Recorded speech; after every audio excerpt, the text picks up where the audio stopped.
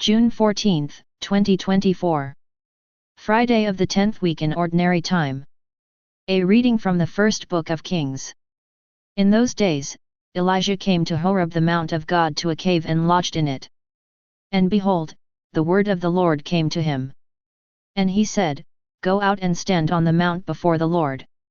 And behold, the Lord passed by, and a great and strong wind tore the mountains and broke in pieces the rocks before the Lord, but the Lord was not in the wind. And after the wind an earthquake, but the Lord was not in the earthquake. And after the earthquake a fire, but the Lord was not in the fire. And after the fire the sound of a low whisper. And when Elijah heard it, he wrapped his face in his cloak and went out and stood at the entrance of the cave.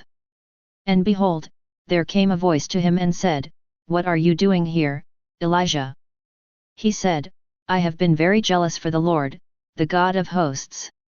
For the people of Israel have forsaken your covenant, thrown down your altars, and killed your prophets with the sword, and I, even I only, am left, and they seek my life, to take it away. And the Lord said to him, Go, return on your way to the wilderness of Damascus. And when you arrive, you shall anoint Hazael to be king over Syria. And Jehu the son of Nimshi you shall anoint to be king over Israel, and Elisha the son of Shaphat of Abel-Meholah you shall anoint to be prophet in your place. The word of the Lord. Responsorial Psalm. Respond is, It is your face, O Lord, that I seek. O Lord, hear my voice when I call. Have mercy and answer me. Of you my heart has spoken. Seek his face. It is your face, O Lord, that I seek. It is your face, O Lord, that I seek. Hide not your face from me. Dismiss not your servant in anger. You have been my help. Response, It is your face, O Lord, that I seek. I believe I shall see the Lord's goodness in the land of the living. Wait for the Lord, be strong. Be stout-hearted, and wait for the Lord. Response, It is your face, O Lord, that I seek. Alleluia, Alleluia. You shine as lights in the world, holding fast to the word of life. Alleluia, Alleluia. A reading from the Holy Gospel according to Saint Matthew. At that time, Jesus said to his disciples, You have heard that it was said, You shall not commit adultery. But I say to you that everyone who looks at a woman with lustful intent has already committed adultery with her in his heart. If your right eye causes you to sin, tear it out and throw it away. For it is better that you lose one of your members than that your whole body be thrown into hell. And if your right hand causes you to sin, cut it off and throw it away.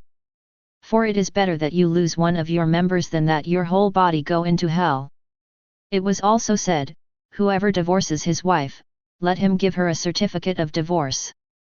But I say to you that everyone who divorces his wife, except on the ground of sexual immorality, makes her commit adultery, and whoever marries a divorced woman commits adultery. The Gospel of the Lord. Reflection. Friday, 10th week in Ordinary Time. The words of Jesus in today's Gospel reading seem to be addressed primarily to men. His words could be heard as a defense of vulnerable women.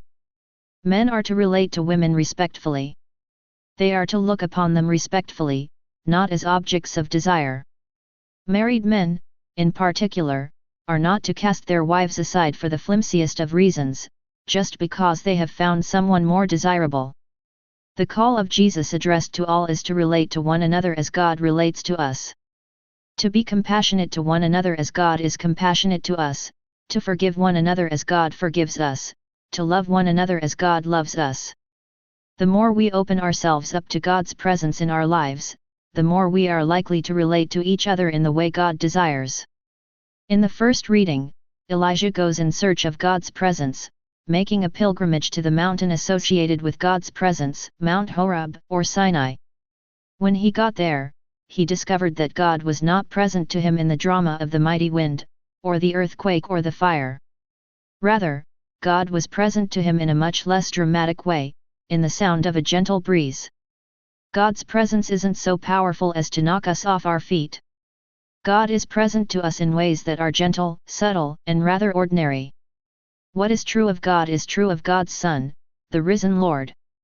He comes to us in very ordinary ways. We will recognize His daily coming if, in the words of today's psalm, we seek His face. As we open ourselves up to the many, ordinary, ways that the Lord comes to us, we will be empowered to relate to each other in His Spirit and with His loving presence.